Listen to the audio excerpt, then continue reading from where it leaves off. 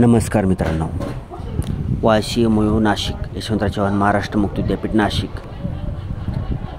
MA Marathi, course code आहे M49, pattern आहे NEP 2020 pattern, national education pattern 2020 आणि एक्झामचा pattern कसा आहे 70 जसे 30 17:30 म्हणजे 70 मार्काची लेखी परीक्षा असणार आहे, 30 मार्काची इंटरनल असणार आहे, प्रॅक्टिकल म्हणजे अंतर्गत मूल्यमापन असणार आहे, 70 मार्क थिअरी 30 मार्क इंटरनल कॉलेजचे मार्क्स. ठीक आहे. तर MA Marathi M49 NEP 2020 pattern May 2024 examination timetable आलेलं आहे. हे एक्झामिनेशन टाइमटेबल काल दिनांक 25 एप्रिल 2024 रोजी विद्यापीठाची जी ऑफिशियल वेबसाईट आहे ycmu.digitaluniversity.ac ह्या वेबसाईटवरील एक्झामिनेशन म्हणून ऑप्शन दिसतं सगळ्यात वरी. त्या एक्झामिनेशनवर क्लिक केल्यानंतर तुम्हाला खाली टाइमटेबल आलेलं दिसेल. आता ह्या टाइमटेबलमध्ये तुम्हाला स्क्रीनवर दिसत आहे सत्र 1 आणि सत्र 2. त्याची सत्र 2 दिसत आहे ती सत्र 2 म्हणजे सेकंड सेमिस्टरचे रेग्युलरच्या विद्यार्थ्यांचं एक्झाम टाइमटेबल आहे. आणि सत्र 1 जी दिसत आहे तुम्हाला ती सत्र 1 म्हणजे काय, ही पुनर्परीक्षार्थी रिपीटर मे 2024 एक्झामिनेशनचा फॉर्म भरलेल्या विद्यार्थ्यांची परीक्षा आहे. म्हणजे जी डिसेंबर जानेवारी 2024 मध्ये, थोडक्यात डिसेंबर 2023 जानेवारी 2024 फर्स्ट सेमिस्टर जी एक्झाम होती त्या एक्झाममध्ये जी ॲब्सेंट होते, फेल झालेले होते, अशा विद्यार्थ्यांनी मे 2024 एक्झामिनेशनचा, समर 2024 एक्झामिनेशनचा पुनर्परीक्षार्थी रिपीटर एक्झाम फॉर्म भरलेला होता.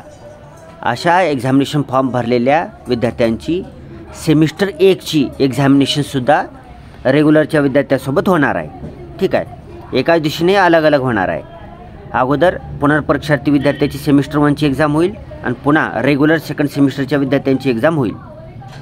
एक्झाम टाइम टेबलचं आपण चालू करूया. पहिला पेपर सेमिस्टर 1 पुनर्परीक्षार्थी विद्यार्थी पहिला पेपर असणार आहे 24 मे 2024 रोजी सकाळी 10:30 ते 1:30 वाजेपर्यंत. कोड आहे, पेपर कोड आहे MAR 570. पेपरचं नाव आहे साहित्य विचार 1. दुसरा पेपर 25 मे 2024 सकाळी 10:30 ते 1:30 MAR 571 साहित्य अभ्यास पद्धती. तिसरा पेपर 26 मे 2024 सकाळी 10:30 ते 1:30 MAR 572 मध्ययुगीन वाङ्मयाचा इतिहास. चौथा पेपर 27 मे 2024 सकाळी 10:30 ते 11:15 वाजेपर्यंत MAR 573 साहित्यातील प्रवाह भाग 1.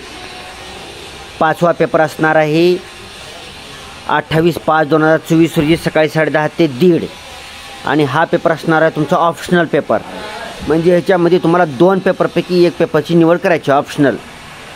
तर 2 पेपर कोणकोणते आहेत, MAR 574 व्यावसायिक लेखन आणि MAR 575 संहिता संपादन आणि ग्रंथनिर्मिती. तर ह्या दोन्हीपैकी तुमचा कोणता आहे पेपर तो बघा आणि त्या दिवशी त्या पेपरला हजर राहा. शेवटचा पेपर असणार आहे 29 मे 2024 रोजी सकाळी 10:30 ते 1:30 वाजेपर्यंत MAR 599. त्याचं नाव आहे संशोधन पद्धती. हे झालं फर्स्ट सेमिस्टर पुनर्परीक्षार्थी विद्यार्थी मे 2024 एक्झामिनेशन टाइमटेबल. आता रेग्युलर सेकंड सेमिस्टर मे 2024 एक्झामिनेशन टाइमटेबल. पहिला पेपर असणार आहे 30 मे 2024 रोजी सकाळी 10:30 ते 1:30 वाजेपर्यंत. Paper code MAR 576. पेपरचं नाव साहित्य विचार भाग 2. दुसरा पेपर असणार आहे सेकंड सेमिस्टरचा 31 मे 2024 रोजी सकाळी 10:30 ते 1:30 MAR 577 आधुनिक वाङ्मयाचा इतिहास. तिसरा पेपर 1 जून 2024 रोजी सकाळी 10:30 ते 1:30 MAR 578 भाषा विज्ञान. चौथा पेपर 2 जून 2024 रोजी सकाळी 10:30 ते 11:15 वाजेपर्यंत MAR 579 साहित्यातील प्रवाह भाग 2. पाचवा पेपर असणार आहे ऑप्शनल पेपर. ऑप्शनल कोणकोणते आहे त्याच्यामध्ये MAR 580 आणि MAR 581. MAR 580 पेपरचं नाव आहे तौलनिक साहित्य अभ्यास आणि MAR 581 पेपरचं नाव आहे मराठी रंगभूमी. तर ह्या दोन्हीपैकी तुमचा कोणता पेपर आहे बघा आणि 3 जून 2024 रोजी तो पेपर द्या ऑप्शनल. शेवटचा पेपर असणार आहे 4 जून 2024 रोजी सकाळी 10:30 ते 1:30 वाजेपर्यंत. पेपरचं कोड असणार आहे MAR 582 आणि पेपरचं नाव आहे क्षेत्रीय प्रकल्प. ठीक आहे. याच्यानंतर खाली काही सूचना दिलेल्या आहेत की हॉल तिकीट तुम्ही ycmu.digitaluniversity.ac ह्याच्यावर हॉल तिकीट डाउनलोड करू शकता. आता नाही, परीक्षा जवळ आल्यानंतर. पुन्हा नंतर तुम्ही ज्यावेळेस परीक्षेला येता त्यावेळेस तुम्हाला हॉल तिकीट सोबत घेऊन यायचे, तुमचं कॉलेजनं दिलेलं आयडेंटिटी कार्ड घेऊन यायचे, किंवा जर तुमच्याकडं ऑनलाईन पैसे भरलेली फीजची पावती असेल तर ती पण चालते, आणि ऑफलाईन चलन भरलेलं असेल तर ती पण चालते. एवढे झंझट कशाला घ्यायचं, हॉल तिकीट एक घ्यायचं आणि आयडेंटिटी कार्ड बी घेऊन यायचं कॉलेजमधून, टेन्शन मिटून जातं. ठीक आहे. तिसरा पॉईंट आहे, तुम्ही परीक्षा चालू होण्याच्या 15 मिनिट अगोदर तुम्ही परीक्षा हॉलमध्ये हजर असलं पाहिजे, किंवा परीक्षा चालू झाल्यानंतर जास्तीत जास्त अर्ध्या तासापर्यंत तुम्हाला परीक्षेमध्ये येऊ देण्यात येईल. परीक्षा चालू झाल्यानंतर अर्धा तास संपला की तुम्हाला परीक्षेमध्ये येऊ देणार नाही. मोबाईल फोन्स वगैरे तुम्हाला आणता येणार नाही.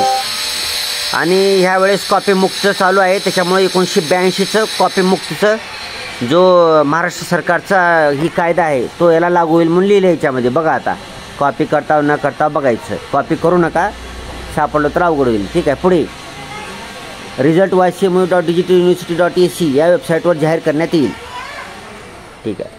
आणि जर एखाद्या विद्यार्थ्याला रिझल्ट लागल्यानंतर माझ्या रिझल्टमध्ये मला कमी मार्क पडलेत वाटलं तर त्यांनी काय करायचं, रिझल्ट ज्या दिवशी लागला आहे त्या रिझल्ट लागलेल्या दिवसापासून 15 दिवसाच्या आत ycmu.digitaluniversity.ac या वेबसाईटवर जायचं आहे. तिथे एक तुम्हाला मार्क्स व्हेरिफिकेशनचा एक ऑनलाईन फॉर्म दिसेल, तो ऑनलाईन फॉर्म भरायचा आहे, आणि ईमेलद्वारे किंवा जसं विद्यापीठ म्हणते त्या फॉर्म भरल्यानंतर खाली ऑप्शन येतात, तुम्हाला ईमेलद्वारा पाठवायचे का ऑफलाईन पाठवायचे का पोस्टानं पाठवायचे का पाठवायची गरज नाही, फक्त ऑनलाईन फॉर्म भरला तरी वागेल.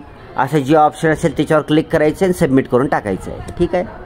परीक्षेकरता खूप खूप शुभेच्छा. All the very best for your examination. May be म्हणतो विद्यापीठ बी म्हणला का शेवटची लाईन आहे.